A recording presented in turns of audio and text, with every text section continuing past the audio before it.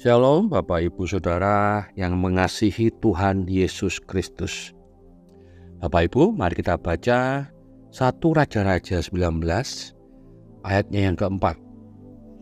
Tetapi ia sendiri masuk ke padang gurun sehari perjalanan jauhnya, lalu duduk di bawah pohon arar. Kemudian ia ingin mati. Katanya, cukuplah itu. Sekarang ya Tuhan, ambillah nyawaku, sebab aku ini tidak lebih baik daripada nenek moyang. Bapak Ibu Saudara, tahukah ini kisah siapa?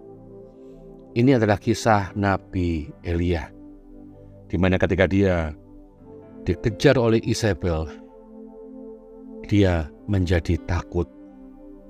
Lalu dia pergi menyelamatkan nyawanya, masuk ke padang gurun dan duduk di bawah pohon arar. Lalu dia berkata, cukup Tuhan, cukup. Aku sudah gak sanggup Tuhan. Aku takut Tuhan. Mending mati aja. Mending Tuhan ambil nyawaku sekarang juga. Mending aku mati Tuhan. Udah gak sanggup aku. Kira-kira ngomong gitu Elia. Nah Bapak Ibu Saudara, apakah di antara saudara ada yang pernah mengalaminya kayak Elia? Atau bahkan saat ini Bapak Ibu sedang mengalami, ada yang sedang mengalami hal kayak gini. Bapak Ibu merasa lelah, merasa sudah tidak sanggup lagi melanjutkan kehidupan ini. Bapak Ibu merasa lelah, merasa sendirian, merasa sengsara, tidak ada yang mensupport. Lalu saudara berkata, cukup Tuhan, cukup. Aku sudah tidak kuat lagi. Dan saudara pengen cepat-cepat pulang ke rumah Bapa. Saudara berdoa, aku mau pulang Tuhan, aku mau mati aja Tuhan. Mending aku mati aja, ambil nyawaku Tuhan. Bapak Ibu Saudara, memang dalam hidup ini seringkali kita mengalami masa-masa yang membuat kita seperti Elia tadi. Kita alami sebuah situasi yang membuat kita merasa lelah sekali, capek sekali. Bahkan tidak cuma lelah dan capek, tapi merasa putus asa, merasa gagal, merasa tidak berharga, merasa tidak ada gunanya, merasa sangat sedih. Makanya pengen mati aja gitu ya, karena gagal, gak berguna, udah capek. Saudara, kalau engkau hari ini mengalami itu artinya engkau sedang mengalami depresi. Elia juga mengalami depresi di kisah tadi. Dan kita baca kisah itu 1 Raja 19 ya. Ketika Allah melihat Elia, nabinya yang perkasa itu sedang depresi, Allah gak buang Elia loh. Allah gak marahin Elia. Allah tidak memaki-maki Elia. Apa yang Allah lakukan?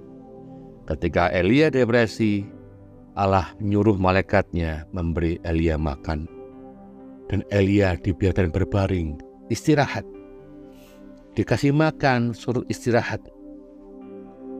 Supaya tubuhnya sehat, tubuhnya segar. Lalu apa? Lalu Allah menemui Elia di Gunung Horeb. Tuhan memulihkan tubuh, jiwa, dan rohnya Elia. Tuhan tidak memarahi Elia, Tuhan tidak menghukum atas depresinya itu, tapi justru Tuhan memulihkan, menyegarkan Elia.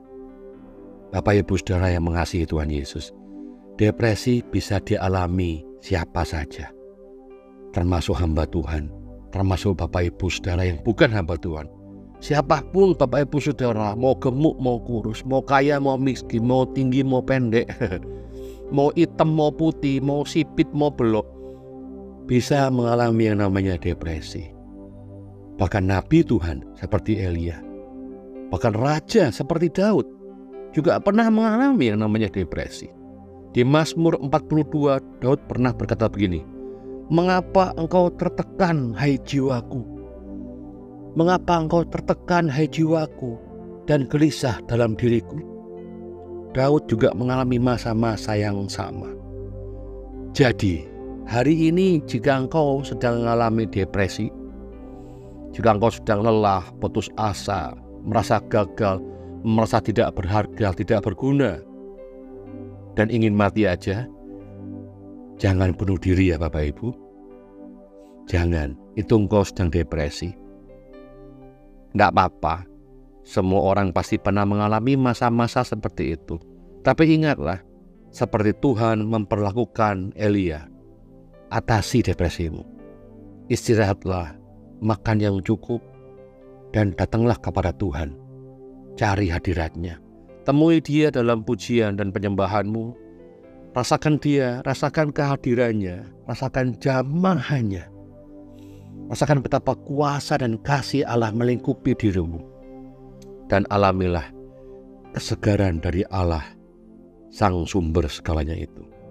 Sehingga kita bisa berkata seperti Mazmur 42.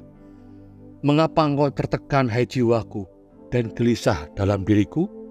Berharaplah kepada Allah, sebab aku akan bersyukur lagi kepadanya, penolongku dan Allahku. Amin. Tuhan Yesus memberkati.